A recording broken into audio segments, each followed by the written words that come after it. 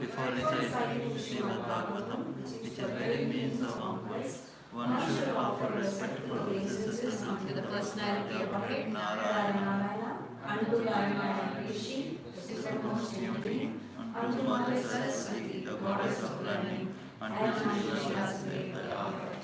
Nashtaprayeshu bhaktreshu nityam bhagavata sevaya bhagavate bhakti bhaktir bhavati naishkriti. By the guidance and classes of Bhagavatam and by the service to the pure devotee, all that struggles unto the heart is almost controlled, and loving service unto the personality of God, who is praised and has in the songs is established as an irrevocable fact.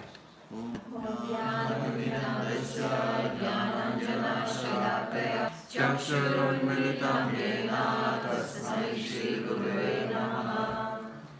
This morning in the darkness of ignorance and spiritual open my eyes to the torchlight of knowledge.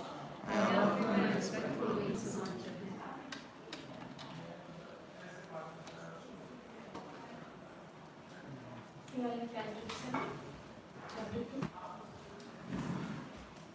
Text 50 to 61 covered today. 57 is the recitation. So we'll start with the 50 because that's where it is. Maybe we can take turns to read the translation. Yeah.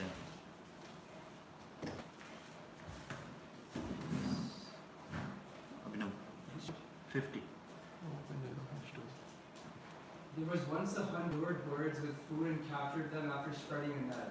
They lived as if appointed death personified as the killer of the birds. While wandering in the forest, the hunter saw a pair of cooing birds. Of the two, the female was captivated by the hunter's lure. The male Kuninga bird, his wife, put into the greatest danger in the earth of providence, became very unhappy because of affection. The poor bird, eager to release her, began to lament for his wife. Alas, how merciless is providence! My wife, unable to be helped by anyone, is in such an awkward position and has nothing for me. What will providence gain by taking away this poor girl? What will be the profit? When God providence takes away your right, who is my body, why should he not take me also? Why is the use of marrying with half of my body? Beware by loss of my mind, till I gain in this world. The unfortunate baby birds, bereft of mother, are waiting in the nest for her to feed them. They are still very small and have not yet grown their wings. How shall I be able to maintain them? Because of the loss of his wife, the Kulinga bird lamented with tears in his eyes. Meanwhile, following hidden in the distance, released his arrow, which tears the body of Kulinga bird and kills him. Thus Yamaraj, in the guise of a small boy, told all the queens, "You are all so foolish that you lament, but do not see your death. Afflicted by a poor fund of knowledge, you do not know that even if you lament for your dead husband for hundreds of years, you will never get him back alive, and in the meantime, lives will be finished." Hiranyakasipu said, while Yamraja is in the form of small boy, was instructing all the relatives surrounding the dead body of Suryasma. Everyone was stuck, wondered by his philosophical words. They could understand that everything material is temporary, not continuing to exist. After instructing all the foolish relatives of Suyajana, Yamraja in the form of a boy disappeared from their vision. Then the relatives of King Suyajana performed the ritualistic funeral ceremonies. None of you should be agreed for the loss of the world, whether your own or those of others. Only in ignorance does one make moral decisions, thinking, who am I, who are the others, what is mine, what is for others.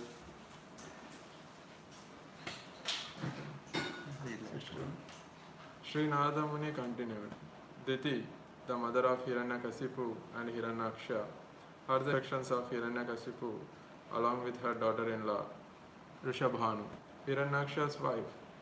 She then forgot her grief over her son's death and thus engaged her mind and attention in understanding the real philosophy of life. We'll come to 57 in a minute. We will just take a step back to go through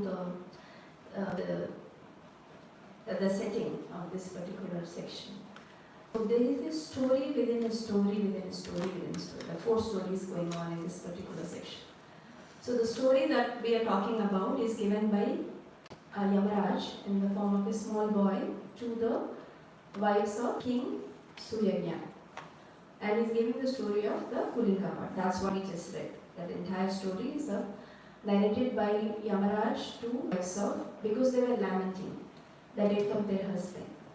Their husband got killed in the battle. He's a king, so he got killed in the battle and the lamenting, not allowing the body to be cremated, not allowing funeral rites to be done. So, and they were crying so loud that Yamaraj came down just to pacify them. Not in his original form, as a small boy. And he started to give the valuable lessons on the eternality of soul, and the body is not going to last, was a point of grieving.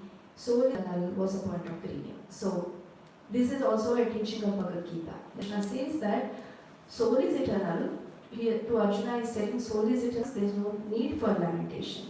At the same time, when the body something is perishable, was a point of lamentation. So that way is giving him that knowledge. The same is repeated by Yamaraj here.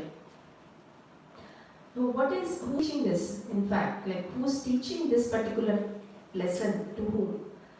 So this story was the first. The previous story is Hiranyakashipu, who is going to be the main actors in this particular section of Bhagavad 7, is teaching this lesson to his relatives also. And who are his relatives?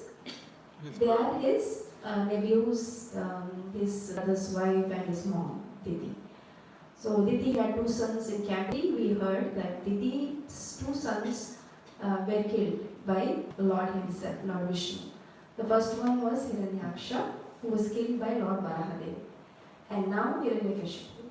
So this is Hiranyakashipu speaking to his mom, so not to lament, and to his relatives. Why? Because Hiranyaksha was killed by Lord Varahadev, and he wanted to take revenge on the Lord himself.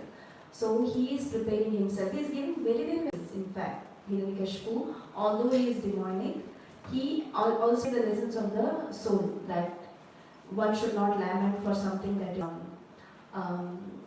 is not going to last. He is also giving them a lesson.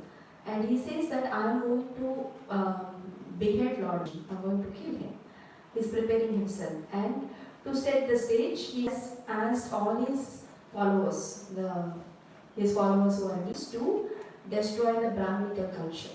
So that's how it started, destroy Brahminical culture right in that age also.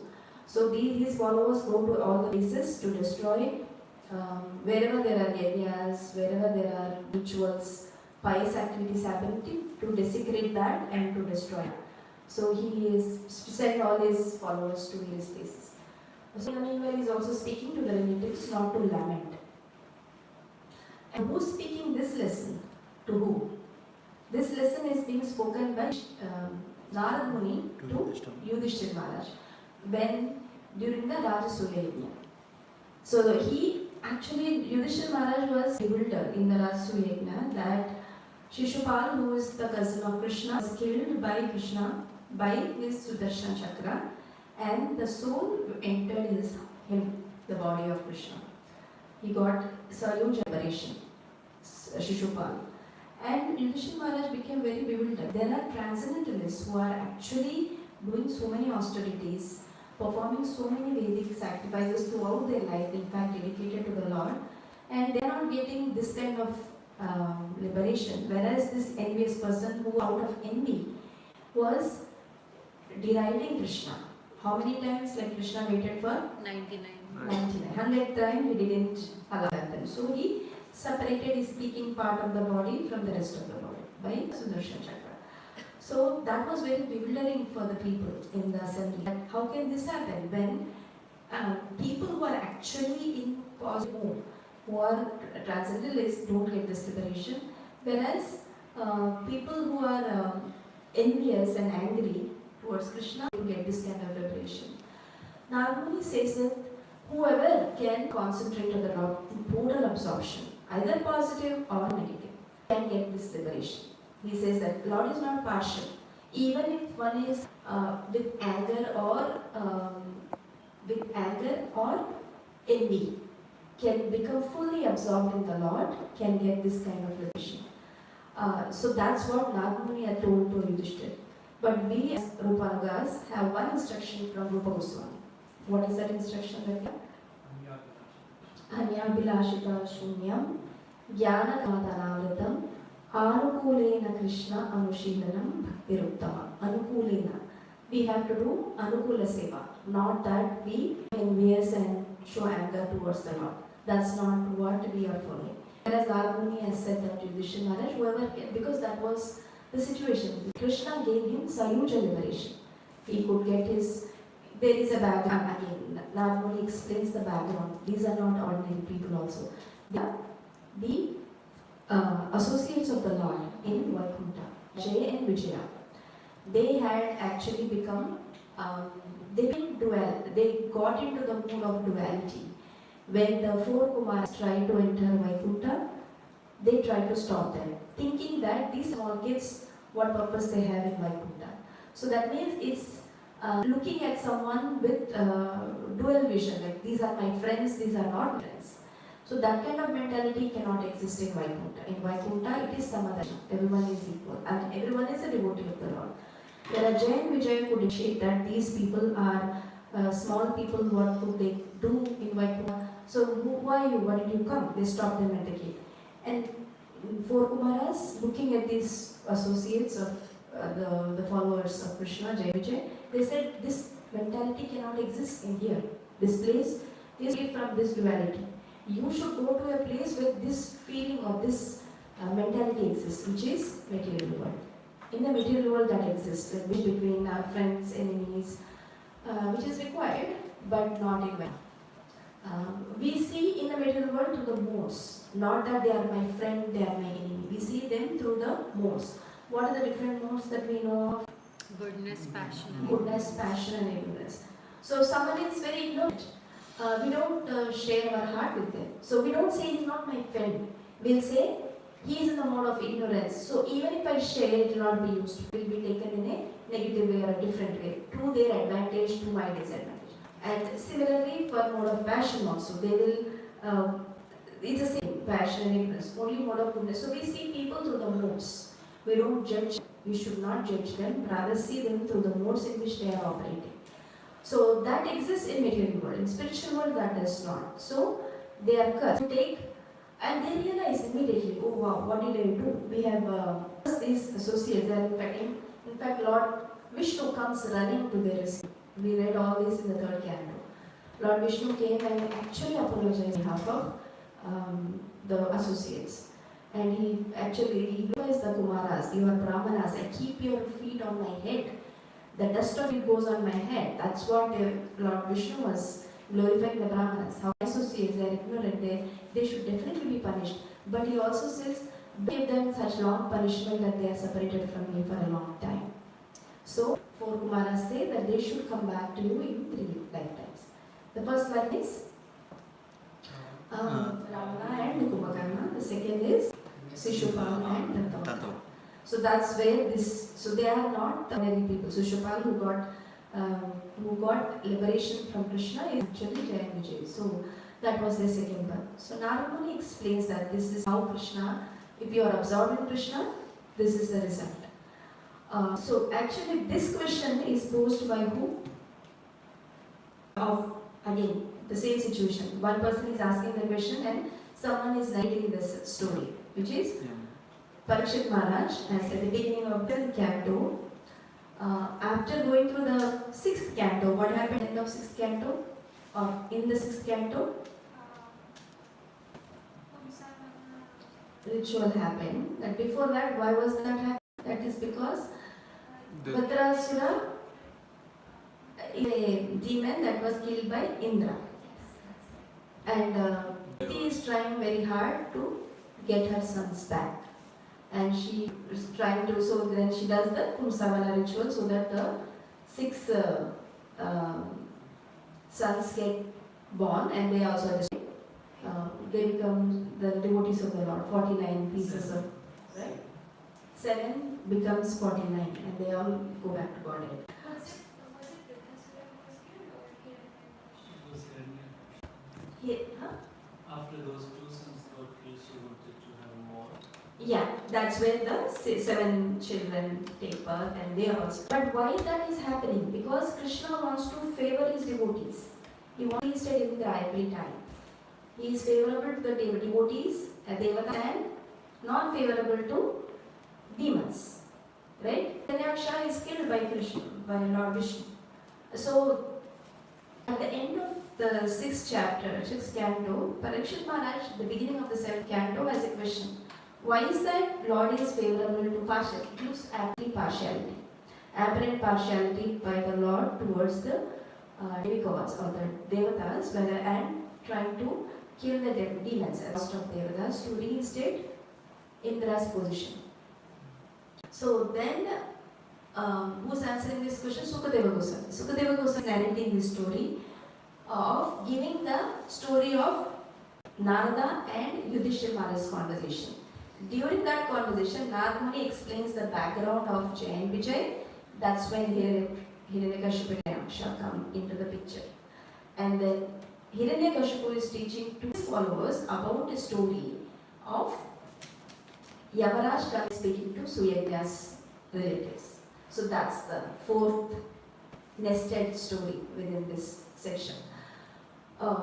So when Parikshit Maharaj asked this question to Sukadeva Goswami is that Lord is not partial. It looks partiality, but due to the influence of goodness, there is a time when, due to the influence of goodness, the demons flourish, demigods flourish. When there is goodness in the environment or in the atmosphere, there is the demigods that flourish.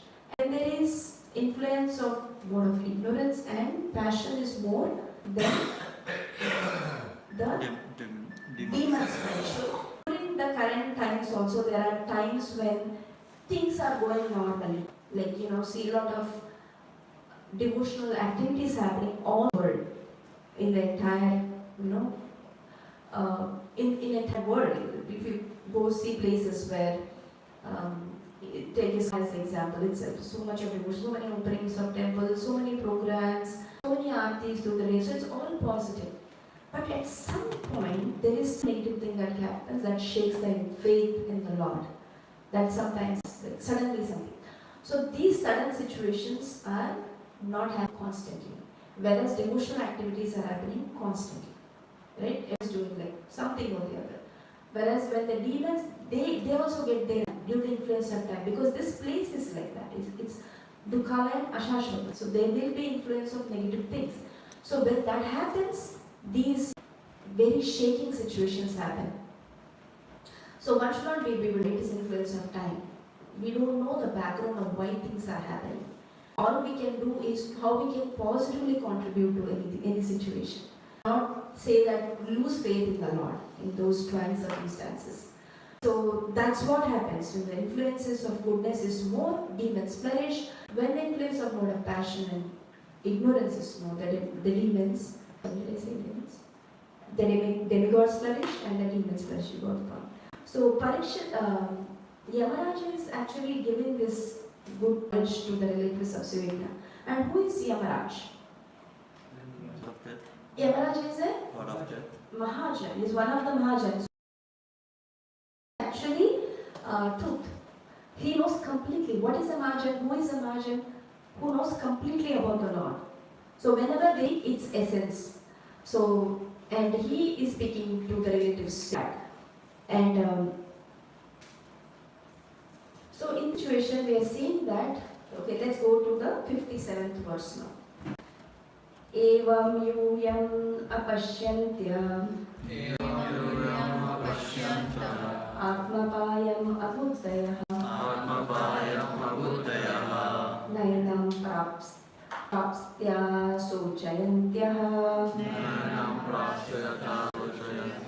patim varshashaterapi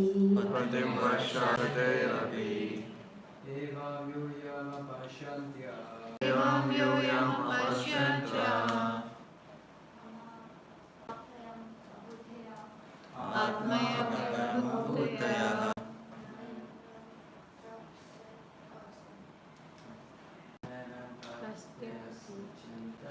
Nainam prapsyati sochantya Patim varshashaterapi Evam yuyam apashyantya Atmapayam abuddhayah Nainam prapashyata sochantya Naprapashyata sochanta Patim varshashaterapi Evam yuyam apashyanta Atmapayam Atmapayam abuddhayah Nainam prapashyata sochantya Patim varshashaterapi Patim varshashaterapi Evam yuyam apashyanta Evam yuyam apashyantya Atmapayam abhodhayah Atmapayam abuddhayah Naprapashyata sochantya patim varshashaterapi Patim varshashaterapi Evam thus yuyam you apashyantya apashyantya not seeing not seeing atma apayam own death abuddhayah O ignorant ones na not him prapsyata you will obtain shochayantyah lamenting for patim your husband varshashatai for 100 years api even translations and purpose by His Divine Grace A.C. Bhaktivedanta Swami Prabhupada. Jai Shri Ram. Thus Yamaraj, in the guise of a small boy, told all the queens, "You are all so foolish that you lament but do not see your way. Afflicted by a poor fund of knowledge, you do not know that even if you lament for your dead husband for hundreds of years, you will never get him back alive. And in the meantime, your lives will be finished." Yamaraj once asked Maharaj Yudhishthira, what is the most wonderful thing in the world? Maharaj Yudhishthira replied, Mahabharata Vana Parva 3.116. Ahani bhutani chanchalayam sheshasatvam himasharam mataparam. You can teach. Hundreds and thousands of living entities meet death at every moment. But a foolish living being nonetheless thinks himself deathless and does not prepare for death. This is the most wonderful thing in this world. Everyone has to die because everyone is fully under the control of material nature. Yet everyone thinks that he is independent, that whatever he likes he can do, that he will never meet death but live forever, and so on. So-called scientists are making various plans by which living entities in the future can live forever. But while they are thus pursuing such scientific knowledge, Yamaraj in due course of time will take them away from their business of so-called research.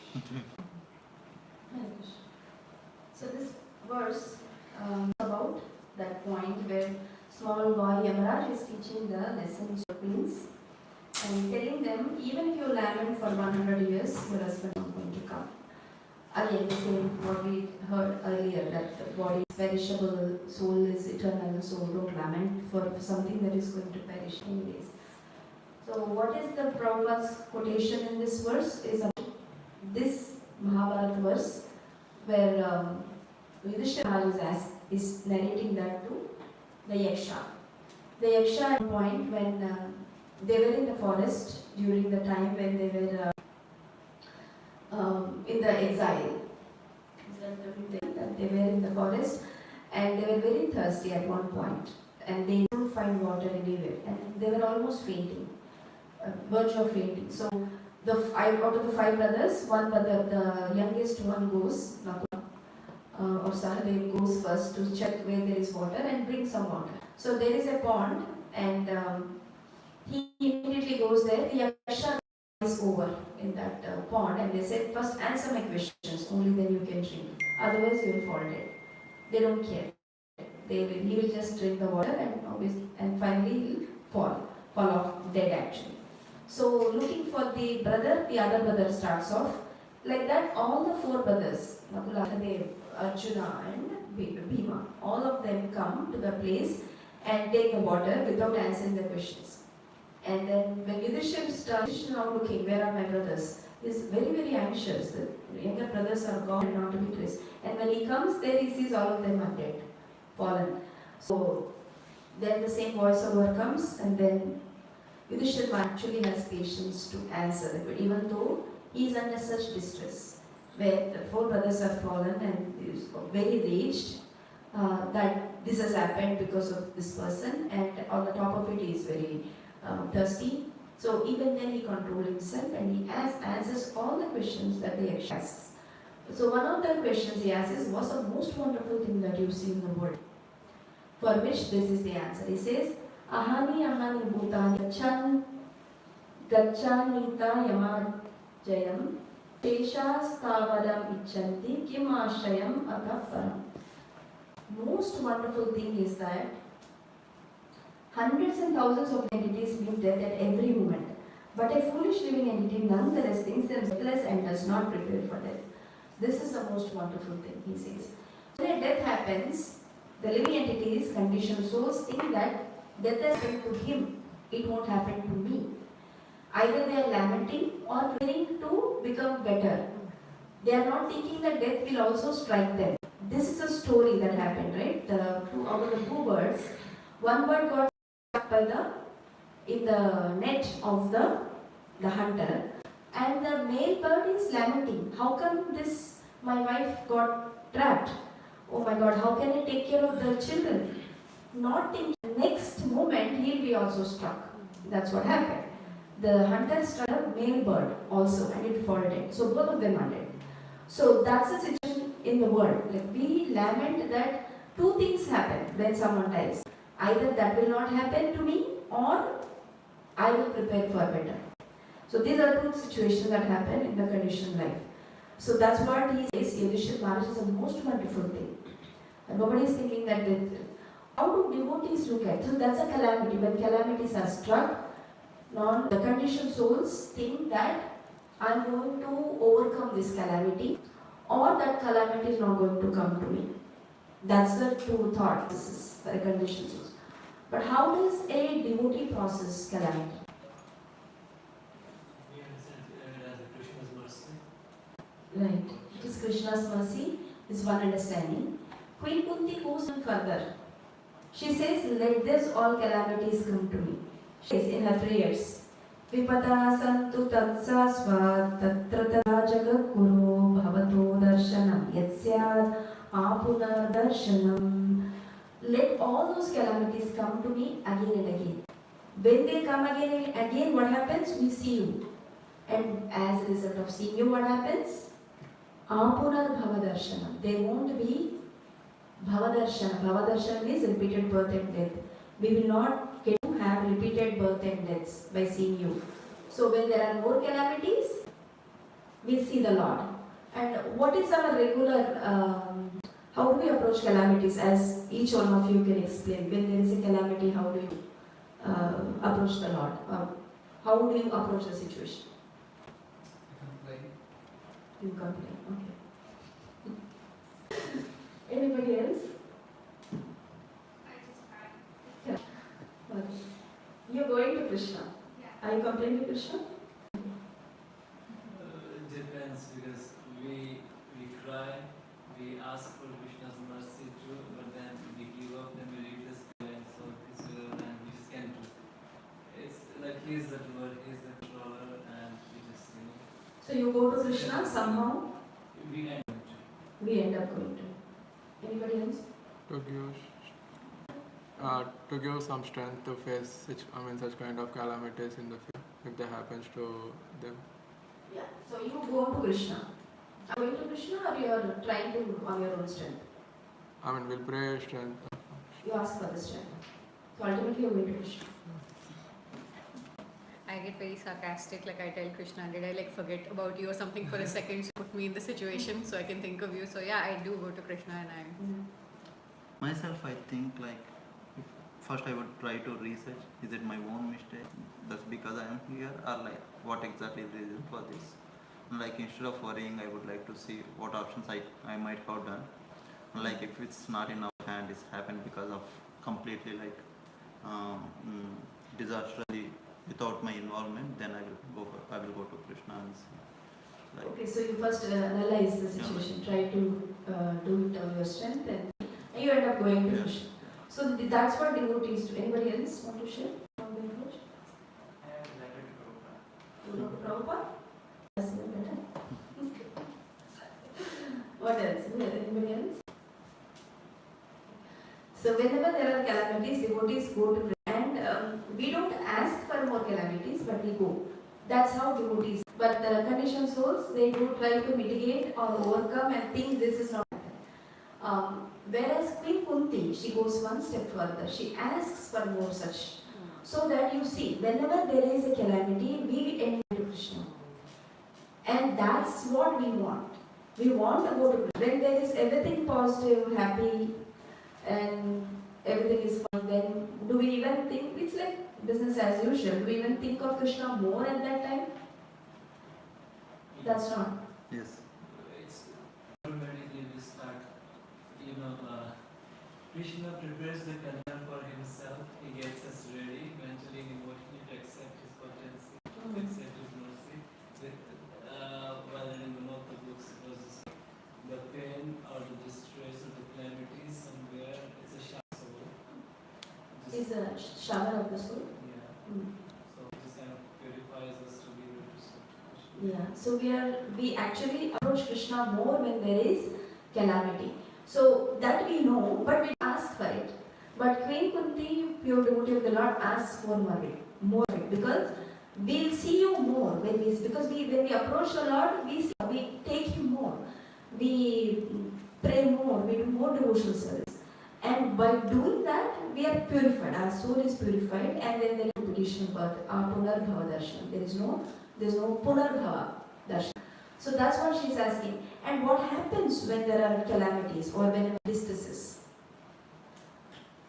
We are deprived, we are impoverished, we are doing something which is what we are looking for. So that's exactly what Queen Kunti also prays. She says, Janmaishwarya Shrita Shribir Ivanamata Puman Naivarhati Avidatum Vai Vam Kinchana Gocharam. Vam Akinchana Gocharam means the one who is materially impoverished. Who is impoverished? The Lord is Akinchana Gochara, who is easily approachable, those who are materially impoverished. So when there is a calamity, we approach the Lord, means we are impoverished of that material situation. And Lord is more accessible to those people who approach Him in that situation. Is Twam Akinchana Gochara. So that's actually a benediction. We have to look. They are favorable to Krishna consciousness. These distresses, these calamities are favorable. we not necessarily ask for more, but they are not that bad because they give us an opportunity to think of the Lord more, to go to Him more. And that way we are becoming more Krishna conscious, and that way Lord, He reciprocates with you with that. You see the reciprocation of the Lord in your heart when you are actually feeling that distress. The Lord reciprocates. He says, I'm here, I'm not neglecting you.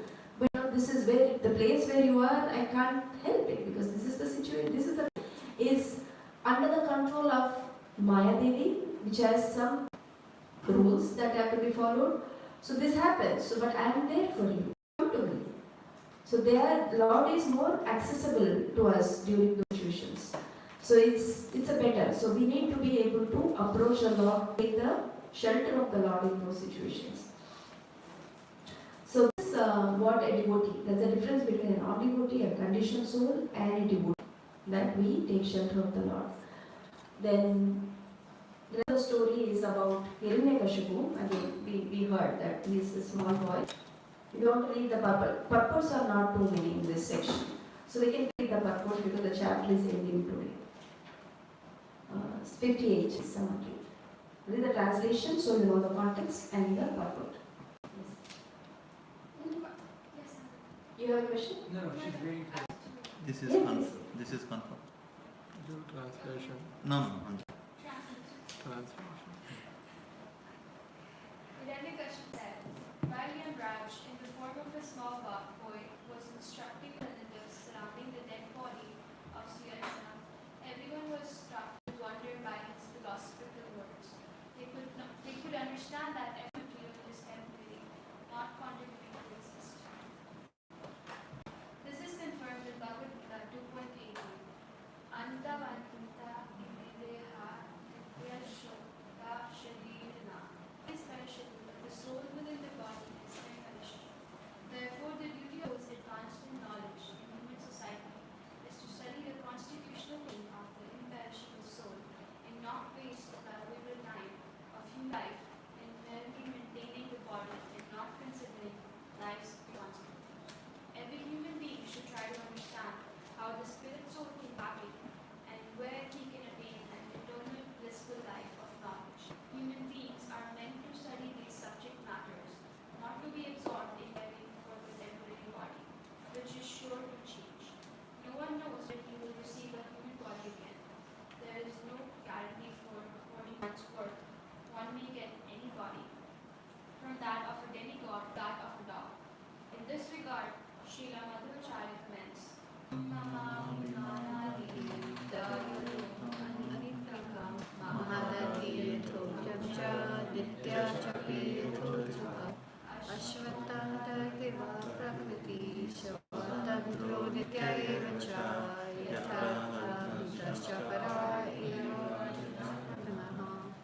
only Janardana, the Supreme Personality of God, has ever existed, but his creation, the material world, is temporary.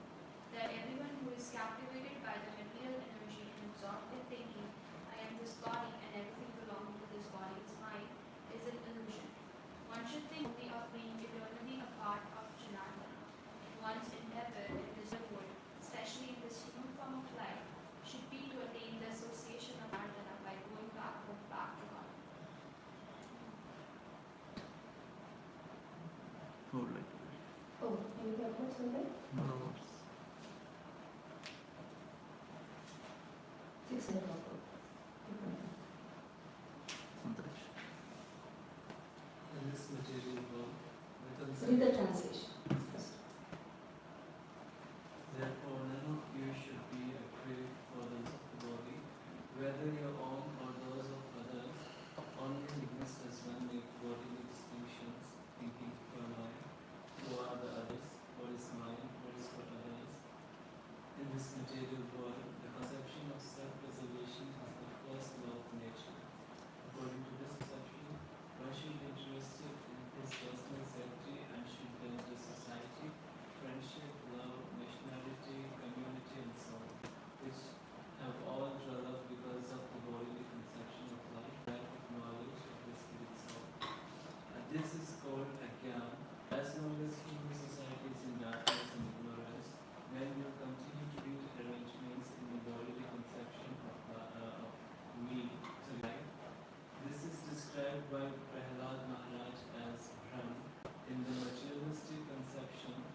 modern civilization makes enormous arrangements for huge roads, houses, mills, and factories, and this is man's conception of the advancement of civilization.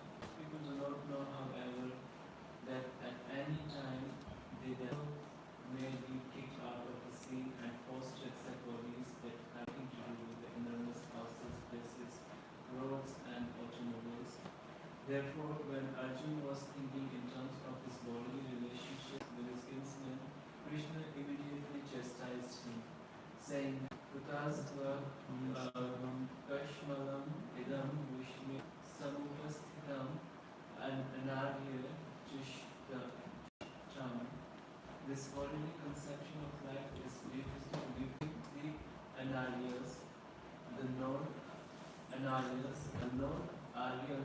who are not advanced in knowledge.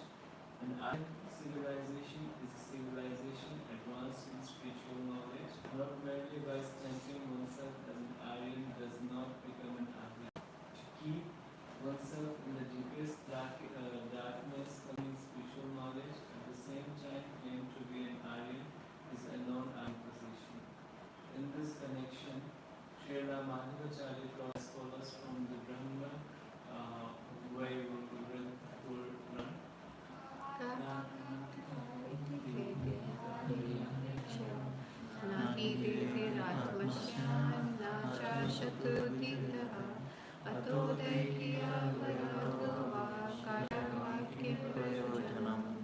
यस्तु देहागतो जीवा साहि नाशं न गच्छति तथा शत्रुव्याधौ च स्वानाशे शोषं कुतः देहादिव्यक्तिभवतु जीवेश्वरविज्ञानतः हतात्माविरजिस्तु वासुदेवश्चया शत्रुनाशः तथा ज्ञानानाशो नायः कथञ्चन.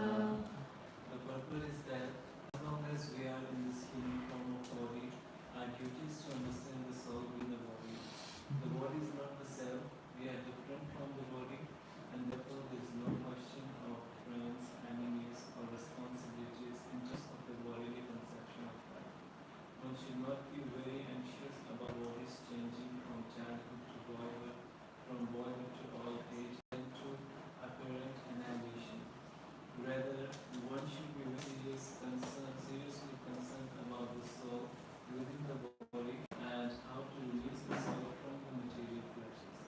The living entity within the body is never annihilated, therefore one should surely that whether one has many friends or many enemies, his friends cannot harm, and his enemies cannot do any harm.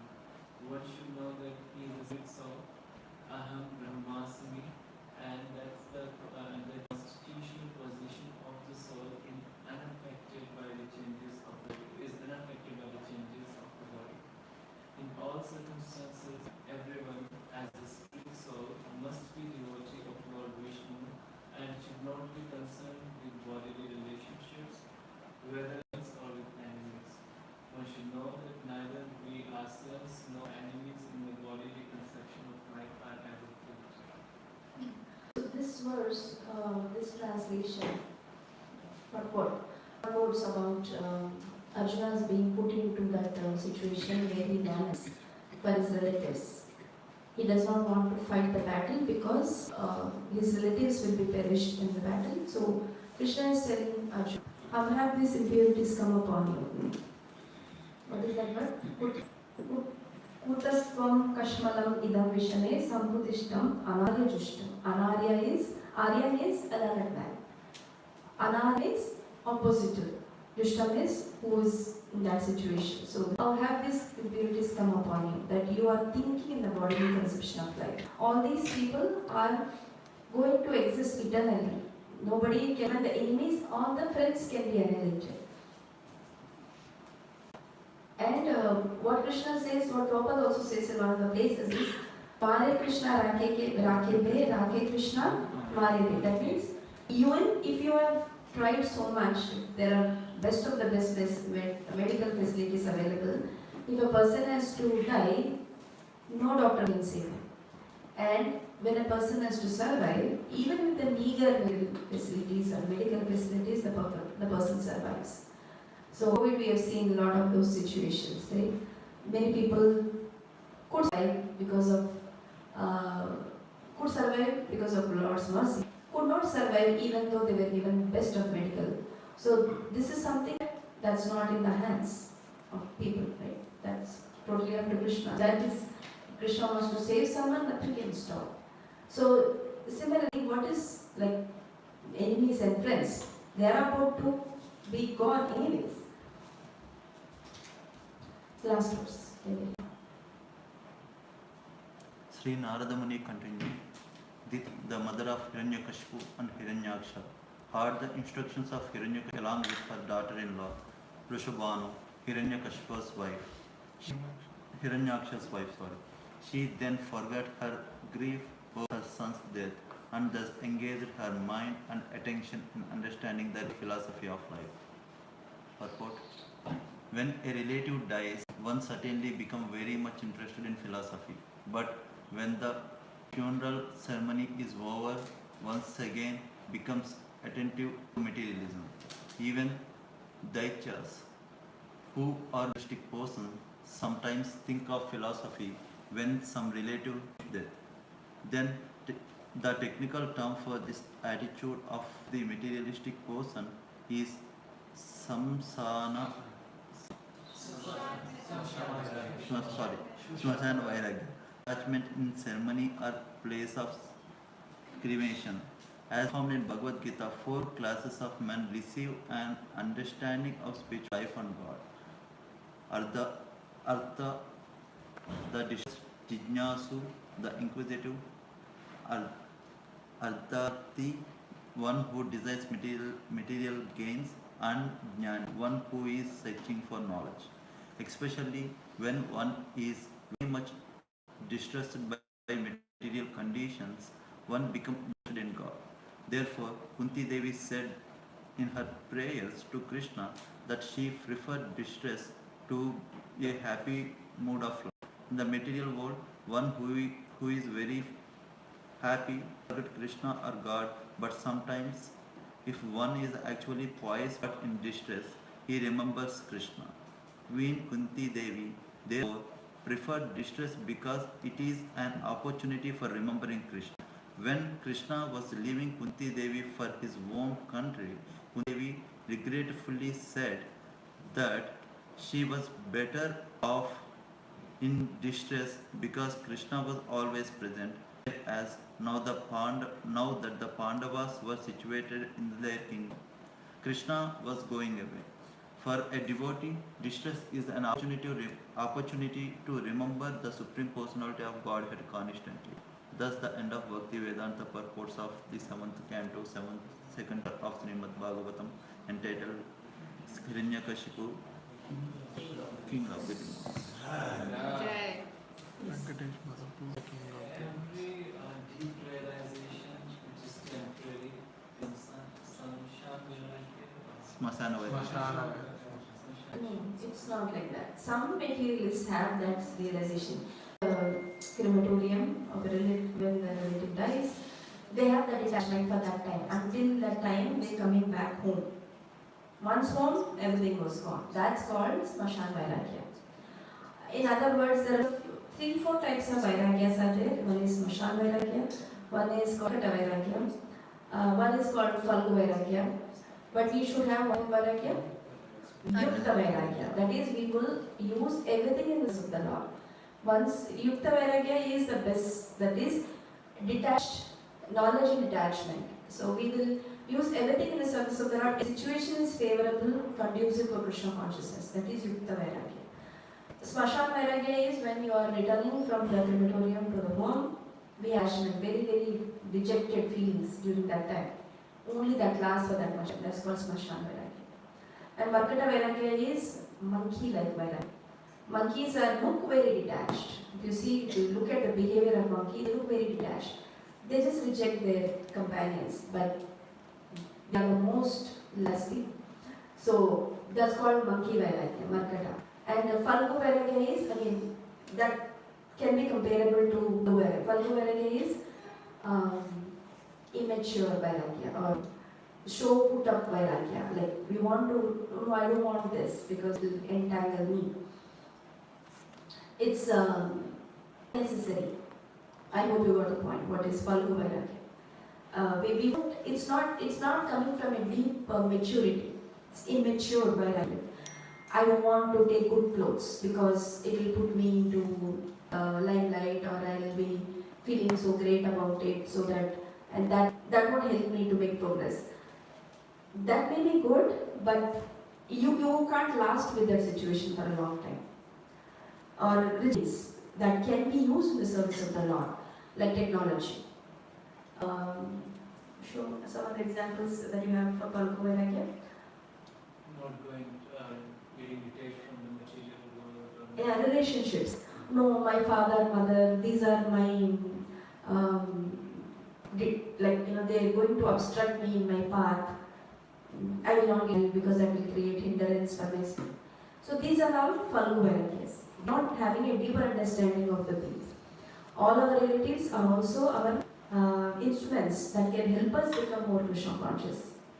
By serving them or going through those circumstances, either we get more detached or more Krishna conscious. So we go with what is being given to us by the Lord. Not get immaturely detached from that. So every can pray with her prayer. She is praying for more because during the distress itself, only will pray to the Lord more, and that's favorable. Right? Any questions? Any further thoughts? Yes, sir. At the end of Mahabharata, when Vishnu Padama was lying on the bed of, and Pandavas went there, and Krishna also, they were went there to see what they lamented at the time. Lamentation is important. Lamentation, otherwise we are hard-hearted. We are not hard souls. So Krishna is not hard-hearted. How can his devotees be like that? Krishna also does. He gets emotional. So devotees are also like that. Lamentation is important to let go, but not become stuck there. And Yudhishthira Maharaj actually was blaming himself that he is the reason for that massacre happened, and that's where Krishna could have given that knowledge to Yudhishthira Maharaj that Krishna is pure devotee, was a Mahajan, Vishnu Dev, to give those instructions to glory. When Krishna does things, he does for multi-purpose. So in order for his devotee to be glorified, in order for Yudhishthira to hear from his grandfather, who was very dear to them, and also Yudhishthira was put in that circumstances just so that this can be heard. So it's multi-purpose when Krishna does things. So that's not lamentation. It's a pastime, you can say, but it is not. They were stuck in that situation, they need to come out so that we can get those results. But lamentation is important. That it is that separation, they're feeling the separation. It's important for them to go through that process.